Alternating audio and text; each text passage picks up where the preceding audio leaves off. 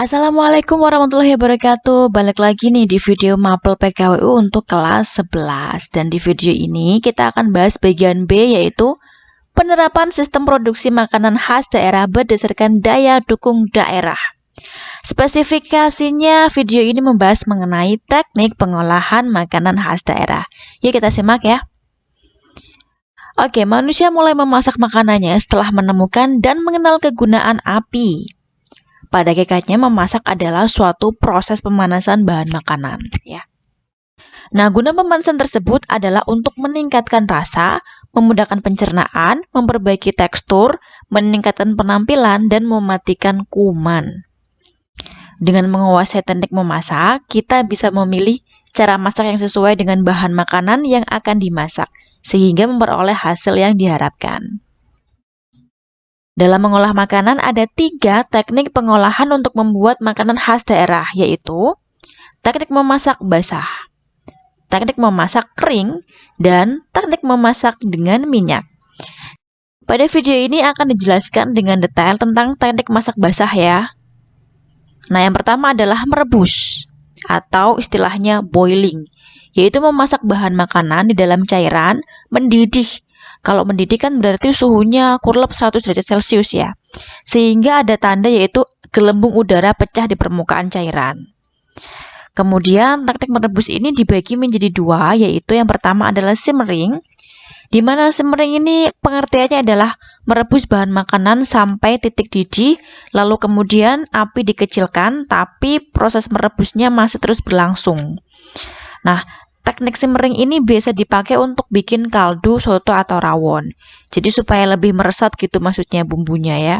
Nah, ini enak banget ya, ini soto Lamongan ya guys. Yang kedua adalah poaching, yaitu merebus bahan makanan di dalam air yang sedikit dengan api kecil dan temperaturnya juga kurang dari 100 derajat Celcius. Nah, proses poaching ini terjadi perlahan-lahan dan sesuai untuk bahan makanan yang mudah dimasak dengan tekstur yang lembut, misalnya telur, ikan, sama buah-buahan. Teknik poaching yang umum ya, biasa dipakai untuk bikin poached egg, yaitu telur setengah matang. Di luarnya matang, tapi pas dipotong, kuning telurnya akan langsung lumer, super yummy pokoknya.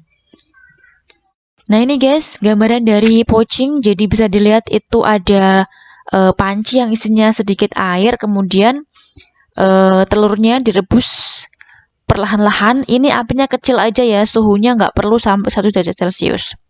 Bisa dicoba ya kalian di rumah ya, kayaknya enak banget nih. Oke, berikutnya adalah menyetap atau stewing, yaitu memasak bahan makanan di dalam cairan dalam jumlah yang hampir sama dengan bahan yang dimasak. Nah, proses menyetap ini terjadi perlahan-lahan agar bahan makanan dapat lunak. Contoh makanan ini adalah opor ayam, gulai, kambing, dan juga rendang. Nah, selain itu menyetap juga dapat dilakukan pada buah-buahan dengan menggunakan air gula dan kadang-kadang diberi aroma dari cengkeh atau kayu manis. Yang ketiga adalah braising. Braising ini punya metode sebenarnya mirip dengan stewing. Bedanya adalah daging yang akan di braising biasanya di marinated atau direndam dulu. Rendaman ini juga biasanya sampai 24 jam ya, tergantung dari jenis dagingnya. Kalau dagingnya itu daging merah itu lebih lama rendamnya dibandingkan dengan daging putih. Nah, setelah dimarinated, lalu dagingnya itu dipanggang dulu dalam oven supaya warnanya itu coklat cantik seperti itu ya. Kemudian daging akan direbus dengan sisa bahan perendam daging atau brown stock sampai cairannya agak kering.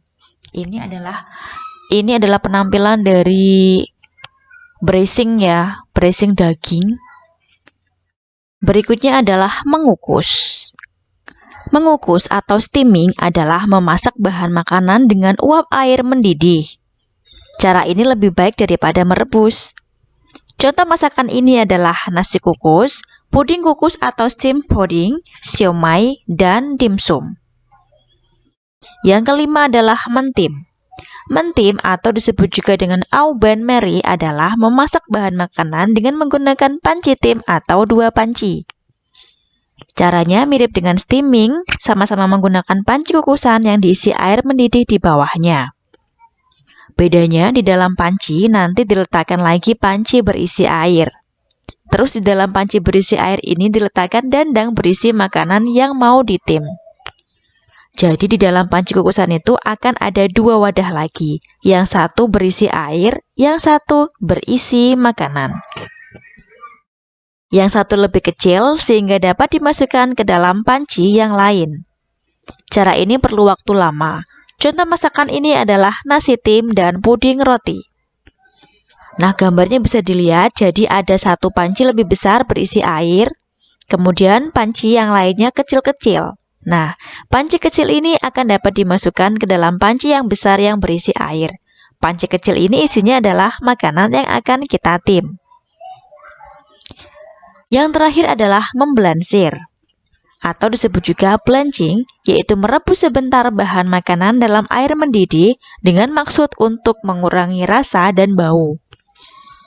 Misalnya lobak, isi perut, rebung, dan tulang untuk kaldu. Bahan makanan yang akan diawetkan perlu diblansir supaya warna tetap baik, misalnya cabai merah. Berikutnya adalah teknik memasak kering, dan ini akan dijelaskan di video berikutnya. Semoga apa yang kita pelajari hari ini bermanfaat ya.